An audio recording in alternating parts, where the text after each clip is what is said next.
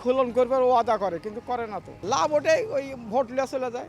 আমরা গরিব মানুষ চলে ফিরে খাইতে হবে, এটা কি চাবো রে বাপ আমরা। একটু ভালো হোক দেশে, সবাই একটু ভালো চলুক, ভালো খায়, এটাই তো আমরা চাই। লেভেল প্লেইং ফিল্ড তো মানে ওই রকম হয় না এখন। যেমন আমার কোনো কর্মীরা মাঠের মধ্যে এখন পর্যন্ত কাউকে বলেনি যে ঠ্যাং ভেঙে দেবো, হাত ভেঙে দেবো, এরকম নয়।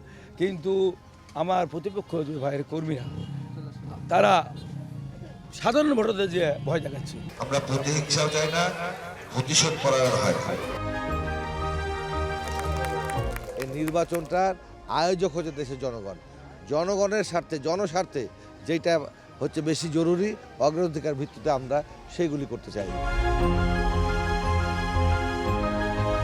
ভোট দিতেও পারিনি প্রথমবার, যায় আর যায়নি। এখন এবার কি হবে তা তো বলতে পারছি না। রাস্তাঘাট করে দেবো, উন্নয়ন করব, কার্ড দিব, ফ্যামিলি কার্ড দিবে, এরকম বক্তব্য। 1300 টাকা বস্তা পটাশ, এই তো অবস্থা।